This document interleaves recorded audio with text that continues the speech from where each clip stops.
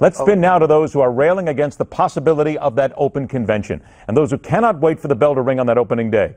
Let's welcome in the veteran political analyst, co-author of Power Grab, Obama's Dangerous Plan for a One-Party Nation, Dick Morris.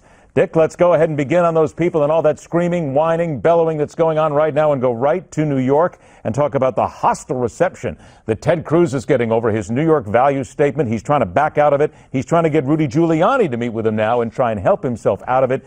Do you believe that he can in any way, shape, or form make up any ground in New York? Oh, yeah, sure I do. I think that he should make clear that the New York values is Bill de Blasio. The repressed anger of the Republican voters in New York about how he's been running the city into the ground, homeless people taking over Grand Central Station, is becoming very clear, and I think Cruz should and will tap into that.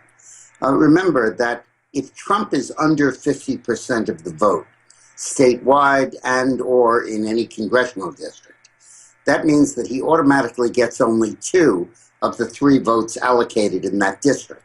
And whoever is in second place gets 1, whoever is in third place gets shut out. Now, Trump's at 52 statewide. I think it's a fair guess that he'll finish under 50, which means right off the bat, he'll lose, if that's replicated in each district, 27 of the 95 delegates to the convention, as well as maybe a few of the statewide delegates. And if there are some districts where Trump is actually defeated, which may be the case in minority districts where the Republicans themselves may be black or Latino and less welcoming to Donald's remarks, he could lose 30 or 33 delegates.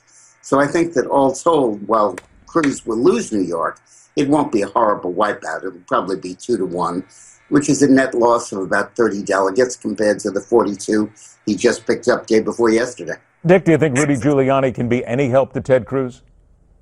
I'm not sure he will. I thought he was for Trump, but sure he can. Of course he can. But I think this New York values thing is being basically the hobby horse of the Daily News. Now, these tabloids in New York, the News and the Post, can have an enormous impact on the election, and Cruz had better start getting on the right side of them.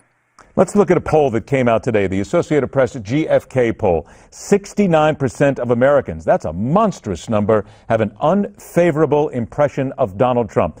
Look, we know he's going to do very well in New York, but in your opinion, is he doing anything to ameliorate some of this and at least cut into some of this dislike for him?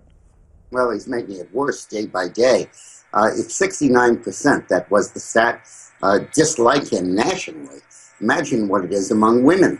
It's probably about 75%. And that is just very, very difficult to overcome. I think that Donald, nationally, may really have cooked himself. Let's look at something else. The Washington Post today, Charles Lane, the headline, "Would Cruz just be a less embarrassing loser?" And this comes down to a lot of the electability questions of Ted Cruz. While we talk about Donald Trump having to fight that national poll, is Ted Cruz doing anything, in your opinion, to be that so-called unifier he claims he can be and to make people, I feel like I'm Sally Field all of a sudden from the old Oscars ceremony, you really like me? Nobody likes this guy still, Dick, no matter how much we mention it. Well, I think the nobody likes is a Washington insider thing.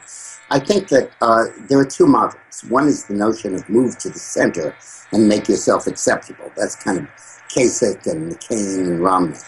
The other is stay where you are and just dig deeper into that base and use the issues that connect with the anti-establishment Bernie Sanders forces on the left. And I think that's Ted Cruz's thing. Remember, he's the only candidate that said in that debate, I would not bail out a bank that was failing. He's the only one that's been attacking TARP.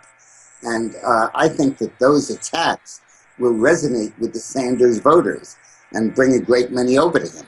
Here we come, New York, and you're right, those New York tabloids are having a field day right now, but then again, that's what they do. They got to put the cartoonists to work somewhere. Dick Morris, want to remind everybody, don't forget, pick up a copy of his book, learn more about what goes on the Washington inside, Power Grab, Obama's Dangerous Plan for a One-Party Nation. Dick, it's always a pleasure to get a chance to talk to you, my friend. Be well. We'll catch up with you again real soon. All right. We are supposed to learn from history. That is what they tell us. But when it comes to one Supreme Court justice, what happened to that Supreme Court justice and the allegations that were made against him, are we being fed a partisan rewrite of what happened and the after effects decades later? That's coming up next, right here on the fastest 60 minutes in news, The Hardline.